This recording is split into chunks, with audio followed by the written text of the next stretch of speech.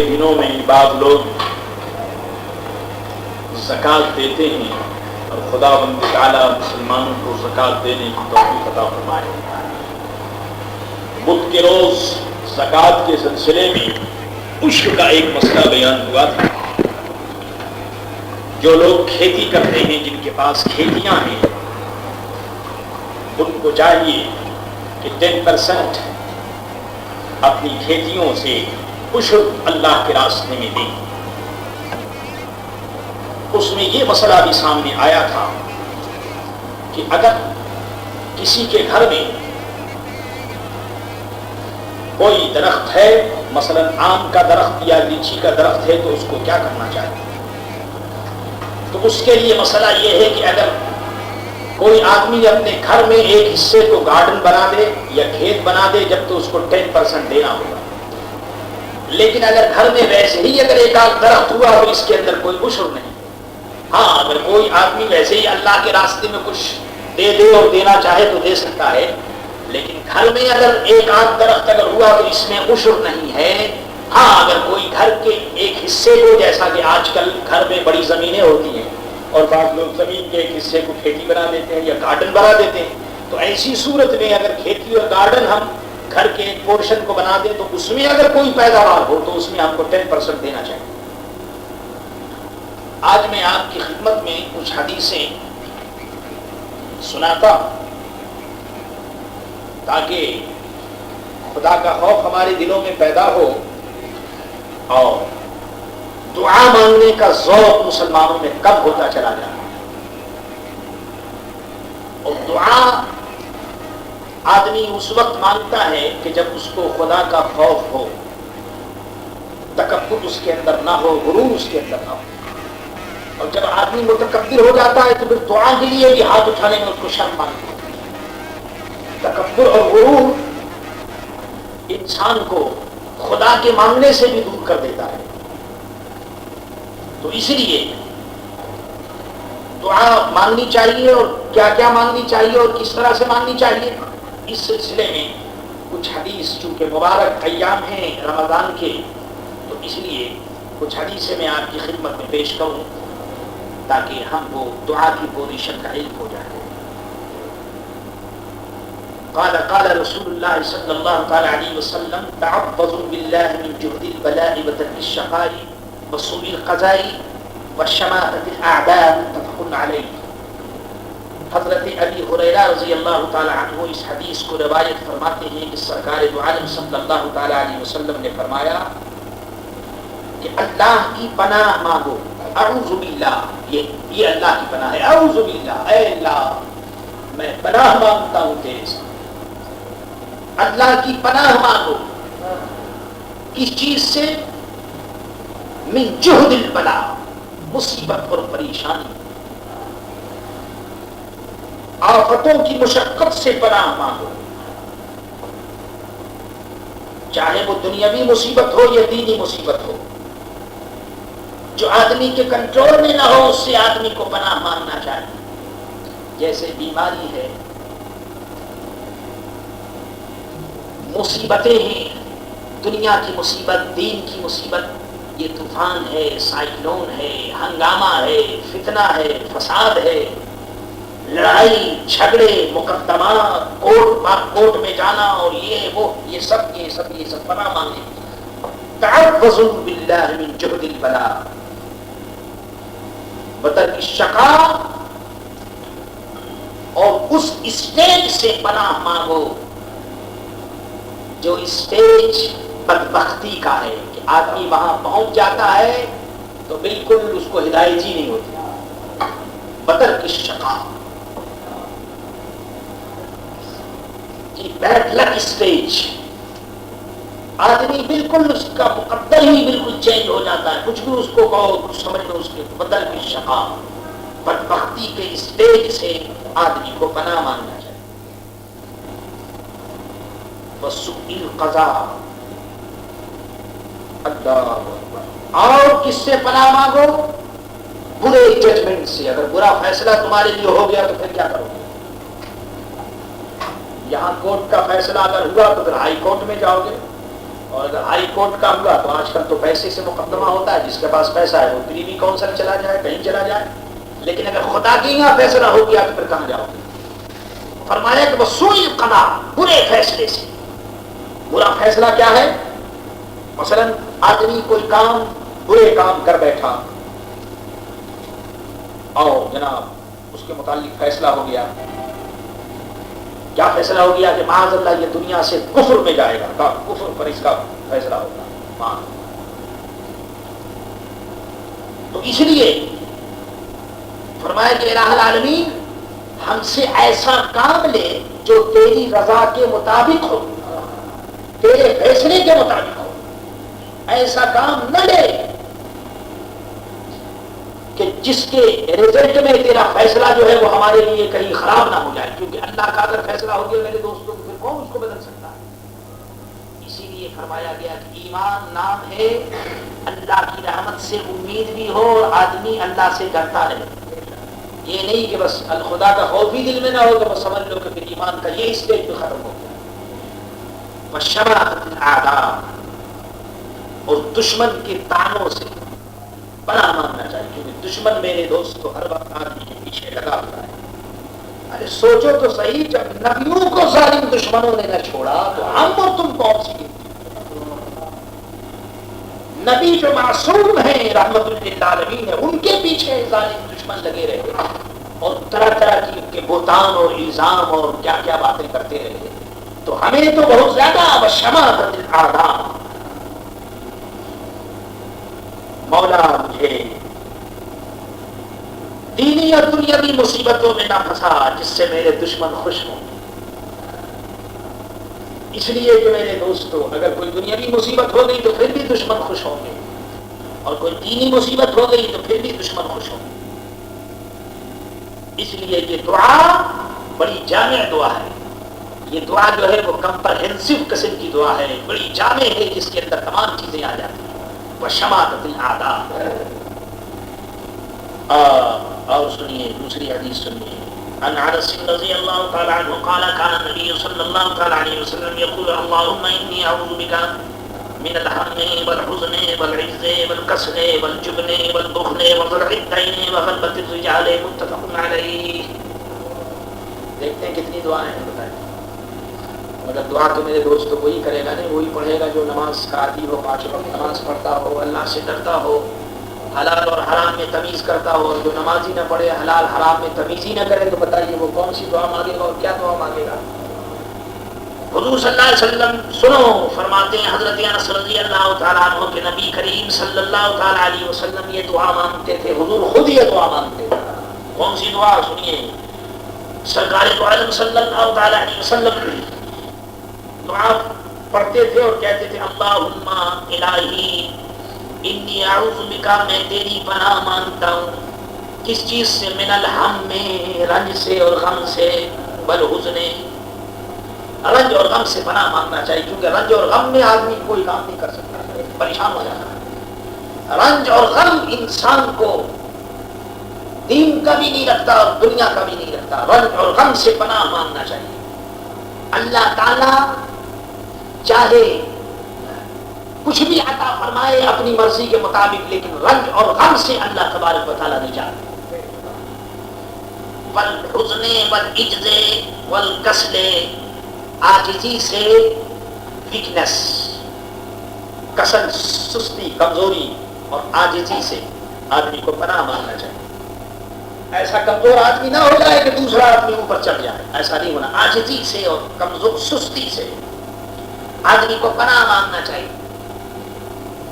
کیونکہ جب آدمی کے اندر سستی ہوگی تو پھر وہ کوئی دین کا کام نہیں کر سکے گا، نہ دین کا کام نہ دنیا کا کام. وہ بیٹھا رہے گا، پڑا رہے گا، اس نہ اس کے ہاتھ اٹھیں گے نہ اس کے پاؤں اٹھیں گے، کچھ نہیں ہوگا. سستی جو ہے وہ انسان کو بیکار کر دے گی. والجبن، اور بزدلی، بزدلی سے آدمی کو پناہ مانگنا چاہیے. بزدلی کیا مطلب ہے؟ کہ دل کے اندر قوت نہ ہو. دل کے اندر جب قوت ہوگی تو آدمی طریقے سے ہر کام کر سکے گا، بات کر سکے گا. دیکھیے ہمارے سامنے برے کام ہوتے ہیں لیکن ہم منع نہیں کرتے. کیوں؟ کہ جو ہارڈ پاور ہے ہمارے اندر، ہارڈ پاور کی کمی، ہارڈ پاور کی بھی کمی ہے اور ایمان کے پاور کی بھی کمی ہے. ایمان کی پاور ہو تو آدمی کے اندر ہارڈ پاور بھی ہوتا ہے، دل بھی قوی ہوتا ہے، وہ سامنے کہہ دیتا ہے یہ بات تو غلط کہتے ہیں. لیکن جب آدمی بزدل ہوگا تو میرے دوستو، چاہے کوئی خدا کو گالی دے معاذ اللہ، چاہے کوئی رسول کو گالی دے معاذ اللہ، چاہے کوئی باپ اور دادا کو گالی دے، وہ چپ کا سنتا ہوا نکل جائے، کیونکہ وہ بزدل ہے. اس کا مقصد اور بزدل کون ہوتا ہے؟ بزدل میرے دوستو ایماندار کبھی بزدل نہیں ہوگا. بزدل وہی ہوتا ہے جس کا کوئی دنیاوی میرے دوستو مقصد ہو. صرف دنیا جس کے سامنے ہوگی تو وہ جو کچھ سنے گا سنتا رہے گا. حق ہو تو وہ بھی سر جھکا دے گا، اور جھوٹ سنے گا تو اس میں بھی سر جھکا دے گا. جھوٹی بات ہوگی تو اس میں بھی سر جھکا دے گا. جو کچھ سنے گا وہ سنتا رہے گا، بولے گا. اسی لیے میرے دوستو بزرگوں نے فرمایا ہے کہ ایسی مجلس میں مت جاؤ جہاں دیکھو کہ گندی باتیں ہوں، بچ کر اسی کے اندر خیریت. اور اگر جاؤ تو پھر چپ نہ رہو، جو کچھ ہو بول دو، اس لیے کہ رزق تو اس کے ہاتھ میں نہیں، اللہ کے رزق دینے والا ہے. جو کچھ صاف بول دو، اور کوئی آدمی ناراض ہو جائے گا تو کیا کرے گا؟ کوئی رزق تھوڑی بند کر دے گا کسی کا. کہتے بزدلی سے آدمی کو پناہ مانگنا چاہیے. بخل اور کنجوسی سے آدمی کو بخیل بھی نہیں ہونا چاہیے، کیونکہ آدمی جب کنجوس ہوگا تو پھر وہ پیسہ نہیں خرچ کرے گا، اللہ کے راستے میں کچھ دے گا نہیں. تو اس لیے یہ جو بخیلی ہے اس سے بھی آدمی کو پناہ مانگنا چاہیے. وضلع الدین اور قرض سے، قرض بہت بری چیز ہے. وضلع الدین اور قرض سے بھی پناہ مانگنا چاہیے کہ الہ العالمین قرض سے بچا، کیونکہ یہ قرض جو ہے انسان کو بہت خراب کرتا ہے. اللہ وضلع الدین وغلبۃ الرجال، فرمایا کہ اور قرض سے پناہ مانگنا چاہیے، اور وغلبۃ الرجال اور لوگوں کے غلبہ کرنے سے. اگر لوگ تمہارے سر پر سوار ہو جائیں گے تو پھر تم کوئی کام نہیں کر سکتے.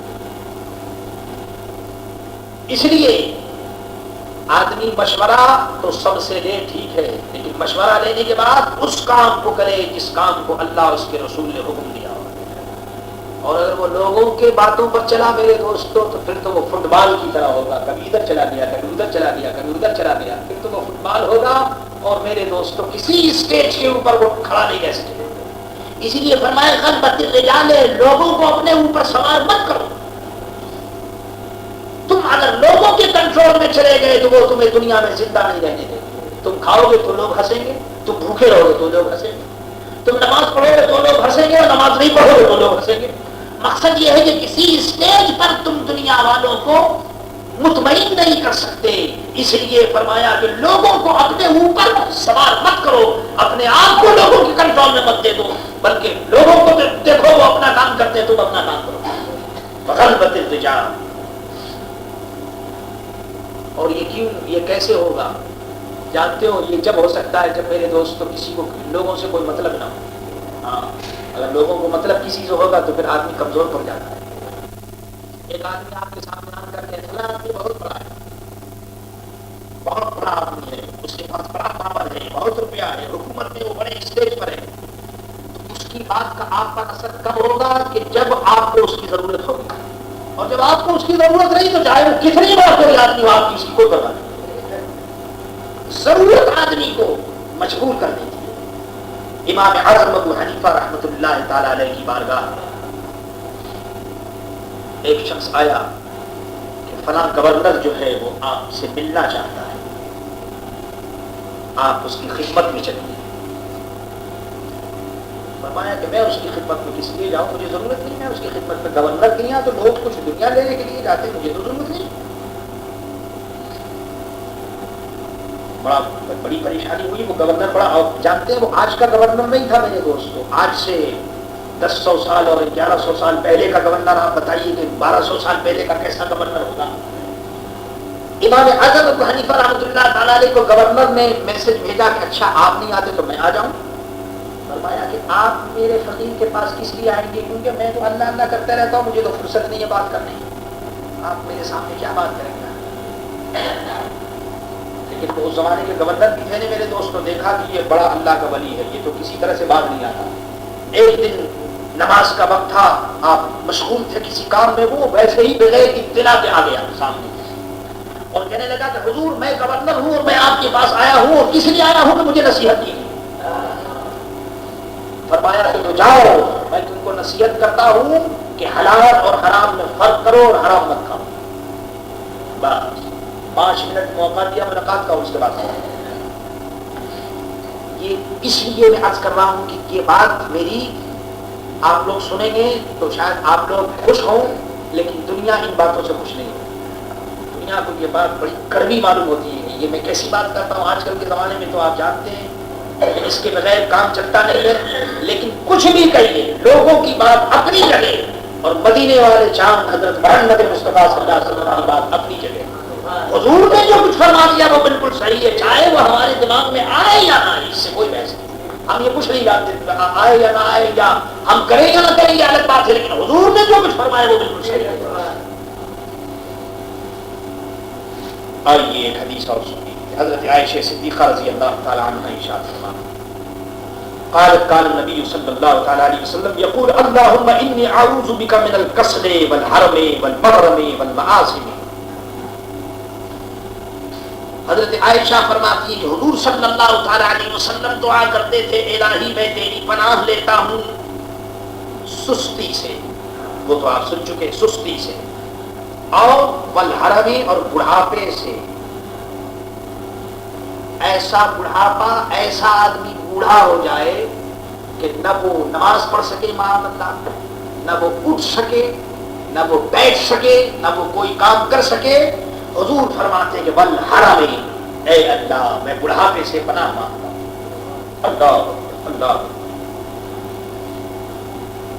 بڑھاپے سے یعنی جب انسان کی عقل ختم ہو جائے, بات کرتا قوت باڈی جو ہے وہ کام نہ کرے, دوسروں پر بوجھ بن جائے. لڑکے بھی میرے دوستوں پریشان ہو جائے. آپ جانتے ہیں جب آدمی ایسا بوڑھا ہو جاتا ہے تو یہ جو لڑکے ہوتے ہیں یہ خدمت کرتے ہیں, مگر کب تک؟ 1 ہفتہ 2 ہفتہ, 1 مہینہ 2 مہینہ 3 مہینہ, اس کے بعد خلاص. بہت مشکل سے ایسا ہوتا ہے میرے دوستوں کہ باپ کی خدمت کے لیے آدمی مسلسل تیار رہے, ورنہ پھر یہ ہوتا ہے کہ گھر والے بھی میرے دوستوں بددعا کرتے ہیں کہ الہ العالمین جلدی سے ان کا انتقال ہو جائے تاکہ ہمیں کچھ آسانی ہو. تو اس لیے حضور صلی اللہ علیہ وسلم فرماتے ہیں کہ ایسے بڑھاپے سے پناہ مانگو. اللہ تعالیٰ دنیا میں رکھے تو قوت کے ساتھ رکھے, نماز پڑھو, روز رکھو, اپنا کام کرتے رہو, اور جب بالکل اٹھنا بیٹھنا جب بالکل یہ ہو جائے تو پھر بہت مشکل. سنو میرے دوستوں, حضرت فاروق اعظم رضی اللہ تعالیٰ عنہ, ان کی ایج کتنی تھی؟ 63 ایئرس, یہی 63 سال کی عمر تھی.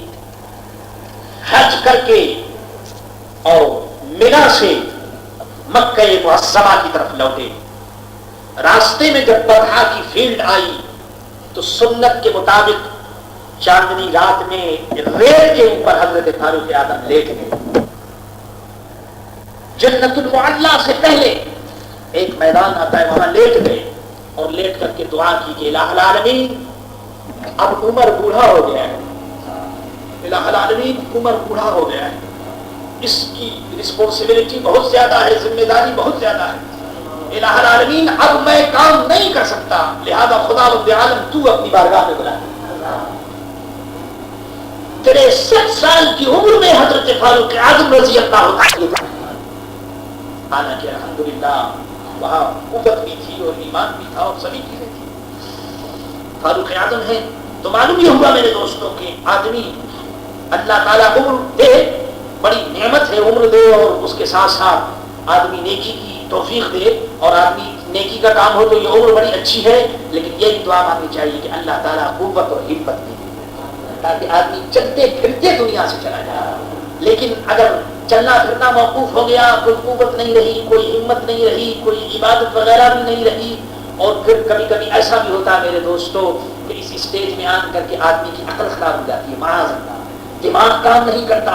تو ایسی صورت میں حضور صلی اللہ علیہ وسلم فرماتے ہیں کہ والحرم پناہ مانگو, والمغرم, اور قلب سے بھی پناہ مانگنا چاہیے.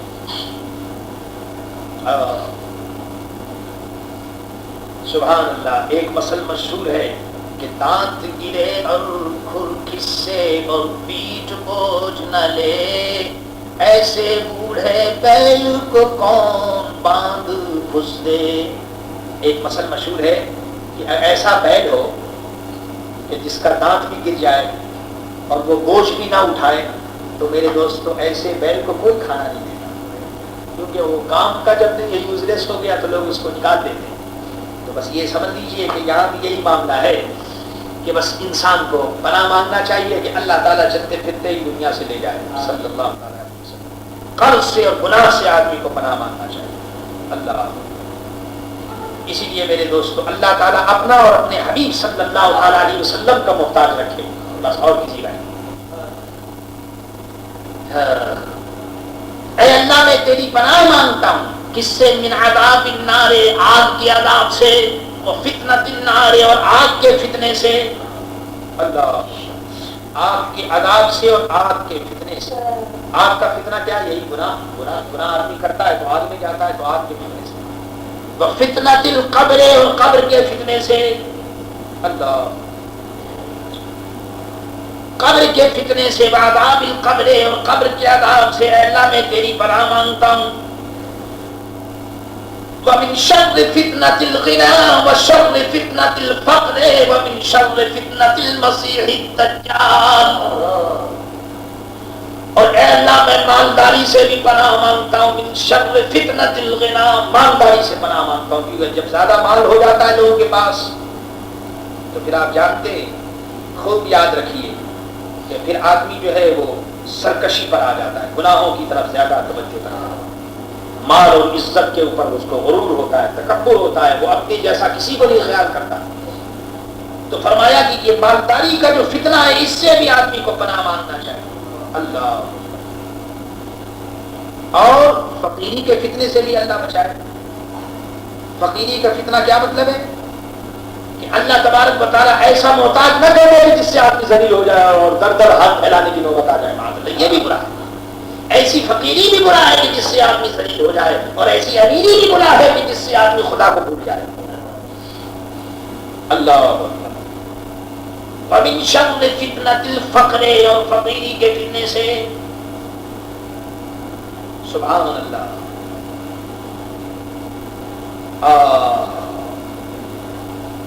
اور دجال کے فتنے سے اللہ تو بچا، دجال کے فتنے سے بھی الہ العالمین تو بچا۔ اللہم اغسل خطایا بماء الثلج والبرد ونق قلبی کما ینقی الثوب الابیض من الدنس وباعد بینی وبین خطایا کما باعدت بین المشرق والمغرب۔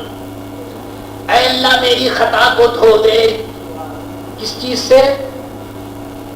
برف کے پانی سے، بماء الثلج، سبحان اللہ، برف کے پانی سے، آئس کے پانی سے میری خطا کو دھو دے۔ برف کا پانی کا کیا مطلب ہے؟ یعنی رحمت کے پانی سے، جیسے برف ٹھنڈا ہوتا ہے تو رحمت بھی ٹھنڈی ہوتی ہے۔ اللہ رحمت کے پانی سے میری گناہوں کو دھو دے، کیونکہ الہ العالمین جب تک تیری رحمت نہیں ہوگی میرے گناہ معاف نہیں ہوں گے۔ اور میرے دل کو ایسا صاف کر دے کہ جیسا کہ تو نے سفید کپڑے کو صاف کیا ہے، کما ینقی الثوب الابیض، میرے دل کو تو ایسا صاف کر دے جیسا تو نے سفید کپڑے کو صاف کیا ہے۔ کیسی پیاری دعائیں ہیں۔ من الدنس، سے میل سے، اللہ اکبر۔ معلوم یہ ہوا میرے دوستو کہ دل صاف ہو تو کیا بات ہے اللہ اکبر۔ وباعد بینی وبین خطایا، اور مجھے اور میرے گناہوں سے اتنا تو دور کر دے، مجھ کو گناہ سے تو اتنا دور کر دے جیسا کہ تو نے ایسٹ کو ویسٹ سے دور کیا، جیسا مشرق اور مغرب میں فاصلہ ہے ایسے ہی گناہ سے مجھے تو دور کر دے۔ متفق علیہ، سبحان اللہ۔ آپ سن رہے ہیں کیسی عجیب و غریب حدیثیں اور کیسی پیاری پیاری باتیں سرکار دو عالم صلی اللہ